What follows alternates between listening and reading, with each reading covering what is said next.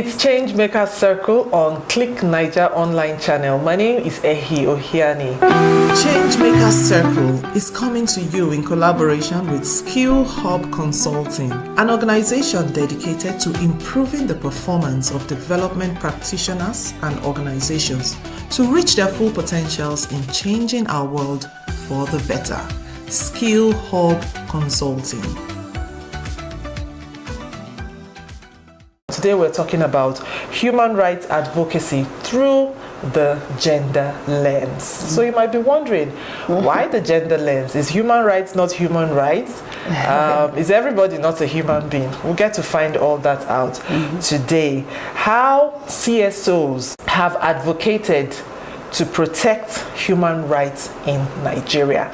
And I'm speaking with none other but Dr. Lydia Umar, the Executive Director of Gender Awareness Trust, GAT.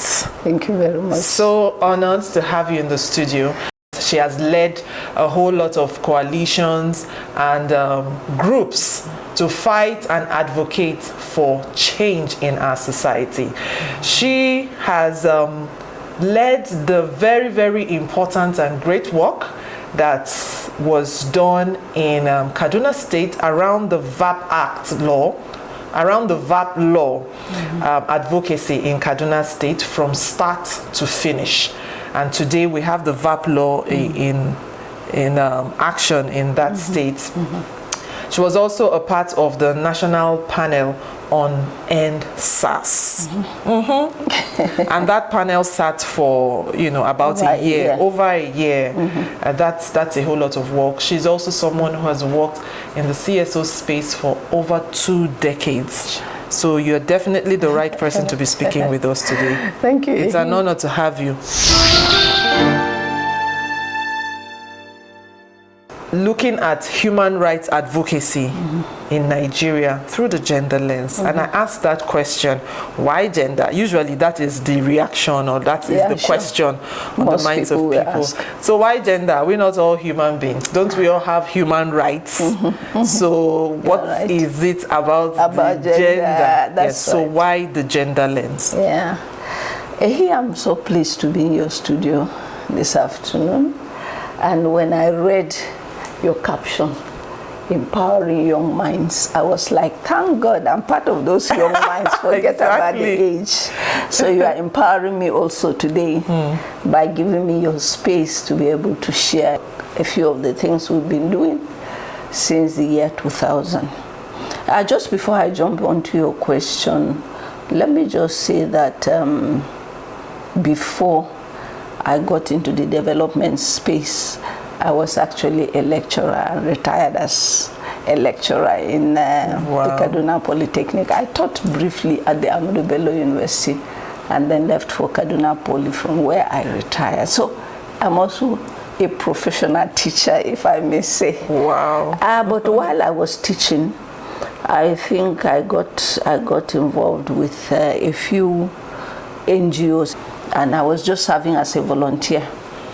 And what we were doing then was empowering women, specifically with skills, And then I observed something that there was so much injustice, discrimination, particularly at the rural level against women. And that made me to, in addition to my own personal experience, because when my mom became widowed, I know what she went through.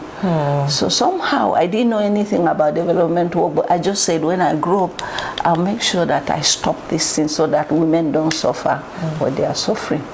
So that has taken us to the angle of gender. Yes, human right is human right, and it's meant for everyone. Even by our Constitution, Section 42, subsection 2A, is the non-discrimination clause. And it assumes that everybody under that 1999 Constitution as amended will enjoy every right that every other person is enjoying. But that's not the situation, that's not the case. And I want to put what you said in the reverse. You said, is everybody not a human being? Yes, we all are human beings. But I want to say here that one of our slogans is that women's rights are also human rights. Why? Because in our communities and in the Nigerian society, which is highly patriarchal, there are so many that don't even believe that women have any rights. Go to the rural areas and you find that out. We have worked in communities, and even up here, some people don't think we have no business being in the public domain. For example, why should women be at the legislation? What are they there for? You know, and there's this unfortunate statement that was made by a highly placed person that the women should be in the other room. The other room. Very unfortunate. You know, so that is the reason why we are doing what we are doing, so that people will realize that women are also human beings and are entitled to in fact, they should enjoy their fundamental human rights. And the Constitution backs us up, in addition to so many international treaties that Nigeria is a signatory to. And Nigeria has also ratified so many of those things that give us a platform to know that, yes, we are citizens of this country and we are entitled to participate in every developmental sector of this country. So that's why we thought, since they don't realize that we have a right, let us be the ones in the forefront to advocate for it. Something that is supposed to be our right, but now we are advocating for it so that women can enjoy it. The examples you are giving, you know, going to the rural area is even really far. Even within our social spaces, like on social media, you know, the moment a woman begins to get vocal to a certain level, you need to read comments. People start to remind you that you are somebody's wife. Literally you should go back home and go and take care of your husband instead of coming here to embarrass yourself. Oh my goodness, what a shame. So who is supposed to take care of who? Is the husband not supposed to take care of you also? And that is why gender is so important. People need to understand that the home front is meant for the family, husband and wife, even in terms of bringing up the children. I hate to hear people say, it's the woman's responsibility. So if the child turns out good, it's the woman. If it turns out bad, it's the woman. No, I didn't have that child alone. We had it with someone. That someone should be part and parcel of, you know. So you have, you know, advocated for a whole lot of gender-related rights, and to a large extent you have succeeded. Yes. At least the VAPP law is a clear and classical example. What are some of the big gender issues, you know, that you have seen in the fight for human rights so far? Yeah, a lot of them. Starting with the very unfortunate but basic one where young girls are not encouraged to go to school. In fact, they are denied education. Let me put it more bluntly. They are denied education. Women that live in conflict zones are affected by conflict and by insecurity. But when it comes to the table where decisions will be taken on what to do, they are absent, they are excluded. All of that is gender discrimination. And when it comes to violence, I'm sorry to say, the impact of conflict on women disproportionately with men. And that is why if you go to any IDP camp, internally displaced camp, you find that over 90% of the people living in those very deplorable conditions are women and children. But some people will say, well, that they are even lucky to still be alive, that you have women and children there because the men are even dead in the first place. Not necessarily. I'll tell you why. We have experience. When you go to distribute whatever, whoever goes to do that, whether Red Cross or whatever, on that day you will see all the men out on the day of distribution of food. And I'm like, so where have they been all this time? Men are there. It's not like some of them are not dead, but they will always find their way. Always find their way. Sometimes in host communities. Okay. And then they've integrated back into society. Absolutely. But the woman can't, because they carry themselves alone. But the woman carries all the children. So who will want to host you with 5 or 6 children in this hard time? So they just end up at these IDP camps. And what happens in those IDP camps is better not experienced. And so we observe that there's a lot of violence against women, and this heightened during the lockdown of COVID-19. Yeah. The figures are there, the statistics are there. Women were raped, women are still being raped, both in IDP camps. In fact, there's a slogan now that you have to sell sex to get food, the IDP camps. So that was what led us to thinking, no, we need to do something. But before then, I had acquired experience at the national level when we belonged to what is called LAGVAO, the Legislative Advocacy Group on Violence Against Women. So we wanted this law to be passed at the national level, the VAPP Law. It was then Violence Against Women Law. It was in the process. The men said, no, you cannot have violence against women's law because we too, we are being violated. But what is the percentage of the men that have been violated? And anyway, so we said, and being violated by who? If that is the only thing, let's change the name and go with what they want. Violence Against Persons, Prohibition Law. Yeah. So we did at the national level, and when it was passed, and in the character of our makeup in Nigeria, it's not like in the Francophone countries. Once they assent to something, or they sign up to something at the UN, it automatically becomes a law in their country. But in our own case, we have to again legislate it and domesticate it. So when we had the one at the national passed, we knew that it would not be applicable to our states. So there was this agreement. Now people should go back to their states and advocate and get the VAPP law passed. So that was why Gender Awareness Trust led the process. Let me say led the process because it had to be collective. We had a lot of stakeholders, all key stakeholders were supposed to be part of it. So we led the process. Well, advocacy is about an issue, a particular issue, and you must be convinced and agree with it. And you know, at that time, I think we had only one female in the State House of Assembly, and nobody would even listen to her voice. So we needed to find a gender-sensitive guy, and we got one in the person of Nuhu Shadal Afia. So we worked with him, and it took us almost a year to get that law passed. But the question most people ask me is, you are not a lawyer. How comes that you push for a law and it got passed? I said, yes, because what you need is to understand the issues. The issue, to have the right strategies, and to connect with the correct target group, and then be willing to go for a marathon race. It's not like short time, it's marathon, because I don't want to go into that, but working with legislators and politicians generally from a civil society perspective is one of the biggest challenge that we have working. But God helped us, and we were able to do that. And in December, I think, 2018, the then Governor El-Rufai assented onto the law.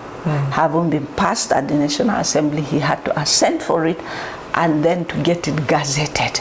And that's when it becomes a law. So now we have Violence Against Persons Prohibition Law 2018 for Kaduna State. Awesome. Really, really awesome. For you, aside this, and I'm sure maybe you might want to go delve in a bit more, the most challenging part of advocating for human rights in a country like Nigeria. Absolutely. I mean, I had earlier on mentioned that we can best describe Nigerian society as patriarchal. And even the local people say, everything now for the man now. That gives you the picture that the man decides everything, the man does everything. And peradventure you dare try it, people will frown at it because they believe that it's for the men only. That's why sometimes we respect people like you who go into male-dominated area and succeed. So congratulations. So the first thing is dealing with patriarchy and negative social norms and attitudes against women, traditional practices against women that keep them down there. Economic disempowerment. They are not empowered enough. Once a woman is not empowered, in the real sense of it, economic and otherwise, you know that it is not possible for you to thrive to any level, serious level. So for us, working for human rights and from a gender lens is particularly challenging in Nigeria because of that patriarchy and already mindsets of people concerning women, you know, the way society perceives women and the role they can play and the one they cannot play. Or should not. Should or should not. They determine what you do. I used to give example in my gender training that my husband was a medical doctor, me a doctor, but there are things that he would do and my neighbors will not frown at it, but when I do, they will be like looking through the window, so who is that? Where is the woman coming from at this time? And you know, they don't care to know that you are also working and that So that's one of the things. But for civil society specifically, one of our major challenges, you know, being able to get resources, raise funds for which to do this work, because the work needs funds. I'll tell you, just passing that VAPP law exposed me to a lot of experience that we are very, very unfortunate that we depend so much on development partners, external. Our government does not even support what we do. So when you write a proposal, and not many people have the capacity to compete, you wait to get the funding. When you get the funding, getting the people that will be reliable and be convinced to go all the way with you is another thing. So, and then people sometimes pay lip service to these things. They hear, they know that we have a right, but they are not convinced in their hearts that really we should enjoy those rights. They are not convinced, no. So it's just lip service. And so you also have those kind of people. But when you start the actual work, you know, of advocacy, some people think you are doing what they call courtesy call. Courtesy call for politicians is normal. Is, you know, come to show solidarity, you have won. But they are two different things. And when it comes to legislative advocacy, it's even more challenging. Advocacy is about pushing for an issue that is against the tide, so to say. And you have to be sure that that issue is one that affects the majority of people in the community. It's not for you, it's not for your organization alone. And that's why when we say it is for women, we believe that we are talking for almost 50% of the population. So, and then the benefit is not only for women, and that's why we have that slogan that says women's issues are societal issues. They are not women's issues. Because if you empower the woman, definitely, you know, the benefit goes beyond the woman. And so we have those challenges of people really understanding what advocacy is and what they should be doing. I have a short example. When we received our latest commissioner of Women Affairs, we went to pay her an advocacy visit, and she thought it was a courtesy call. So when we sat and I introduced everything, and then I came up with 4 issues and said, these are the things that the women in Kaduna State will expect you to focus on in the next 4 years. If you can do this and this and this, you will have moved us up somewhere. And then when I finished, thank you very much, Dr. Lydia. Thank you for that stuff. And then we gave her some materials and so on, and then it was like it is over with her. And I said, excuse me, no, you haven't given us your response, no commitment of any way, of any form. So you've got to, and then eventually she did. So that's just to tell you that you have to know what you are looking for and raise the issues. Sometimes you have to find allies, and they may be men, because if you don't work with men, sometimes you are just shooting yourself on the foot, because some men won't even hear you when you are talking if you are a woman. It has to. Need to. That's why we're happy to have some men that are gender sensitive, like the one that supported the he's for she's. Yeah. So so those challenges are there, plus the fact that if you are working with politicians, you can go 10, 15 times without achieving what you are. So that VAPP law that was not meant to be for, ended up being for over a year. But I'll tell you my greatest challenge. When I was searching for permission for them to have a retreat so that they can consider the draft that we have come up with, then they came up with the idea that they can only do it outside of Kaduna State. That in this place they will be distracted, they will be disturbed, that people are always coming around, so they need me to take them outside the state. Wow. And this was not in the proposal.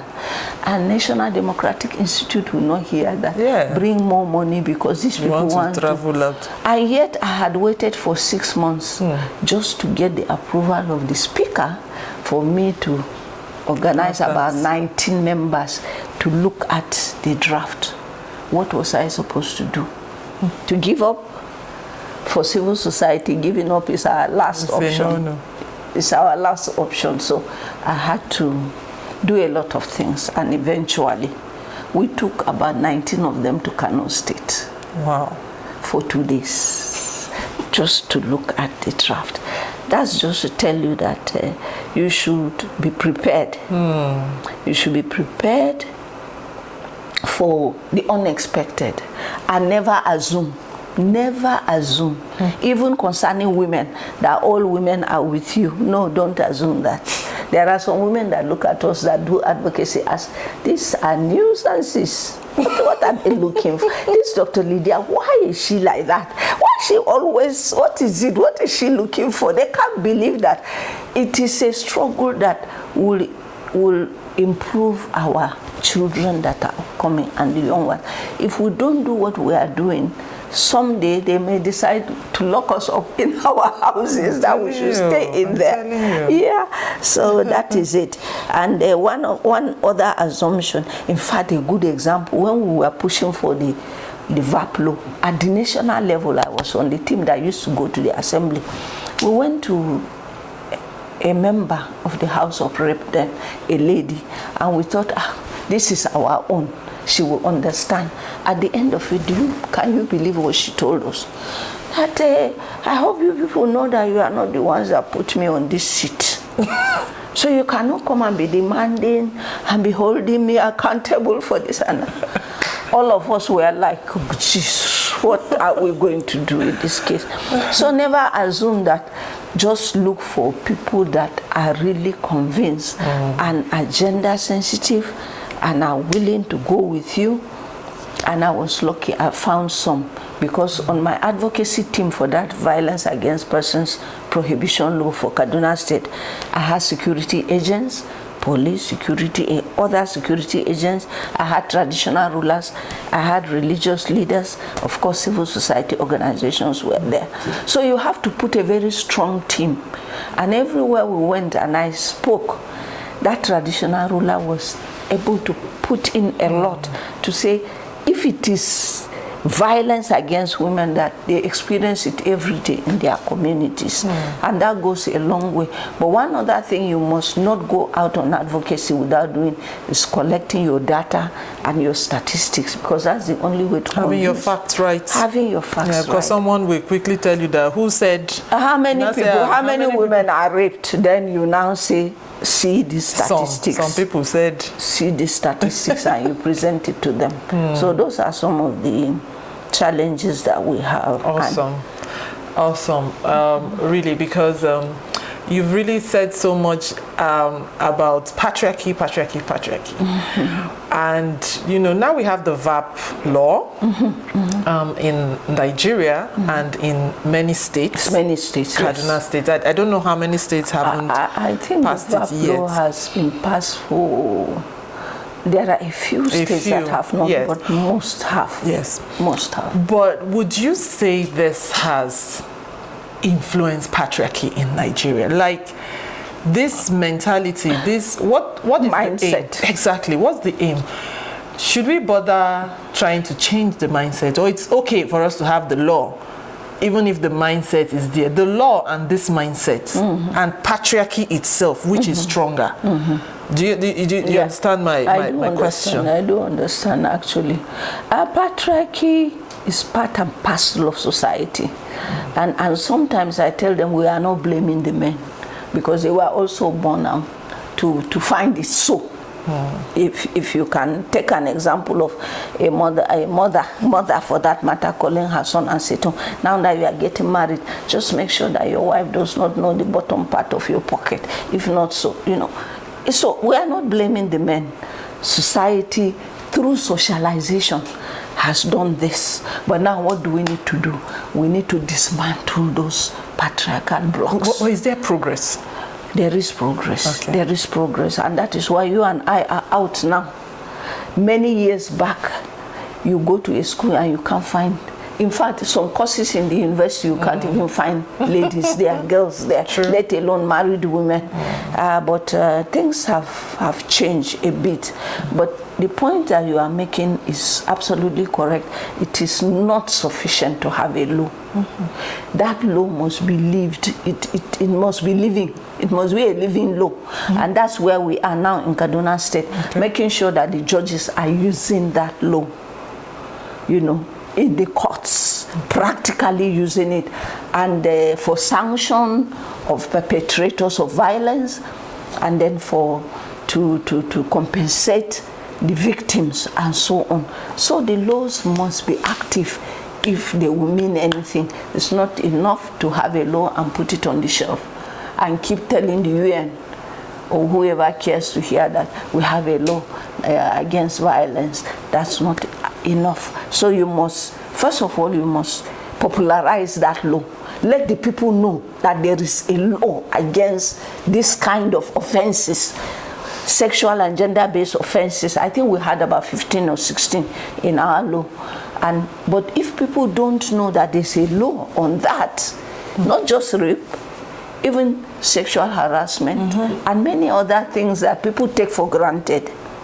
You are passing in the market and somebody is doing this to you or doing this to you. I mean, there are laws against it. There are laws against it, but people need to know, and then the judges need to be willing to use it. The justice system, like the police that are usually the ones that will prosecute, I mean, that they need to know about these laws, and then people should be willing to break that silence. Let's keep it away. No, don't mention it. Yeah, the little girl was raped, okay, but if you talk about it now, it's a family issue, and if you talk about it, she may not find a husband in future, and so on and so on. So there's a lot to do in changing people's perception and mindset and empowering them to be able to speak out. In terms of looking at human rights from the gender lens, what are some of the worst scenarios of violation that you have seen? When I sat through that independent investigative panel on NSAS, you know, and listened to people coming and narrate their ordeal, I knew that women go through a lot, not just in the hands of their husbands or in their family members, but also from the state. That's the police. They go through a lot. Yes, security agencies. And I think I almost got traumatized in my mind before we finished. What happened during that NSAS, before and during, was horrific. And I think the National Human Rights Commission was just timely in actually setting up that panel, you know, to look at all the facets of human rights abuses, you know, that happen. You know, a young man is brought to the NSAS office at that time and brought alive and strong and healthy. By the evening time, he's vomiting blood and foaming through his mouth, and in less than an hour he's dead. And nobody can, you know, a lot of I don't want to go into detail, but that is it. Even 2 days ago, before I came to Abuja, there was my one of my staff, in fact the finance officer, got a report. A 74-year-old man raped, is it a 12-year-old girl? Now, when I hear such things, I'm like, you can't be 74 and just being caught. It means you've been raping for like ages, 60-something years. When you are caught, and they say this is my first time, and I just laugh. God is so gracious; He will never let you be caught the first time. No, never. Once they catch you, it means that Usually you have been in that practice for long. Wow. Yeah. If we were to solve the, you know, gender violence problem in Nigeria, what are the stepping stones that you think must be unturned for us to achieve what we want to achieve? Okay, first of all, you have to help people to change their attitudes and their perception about women generally, and put a little bit more value on us, and respect our human rights.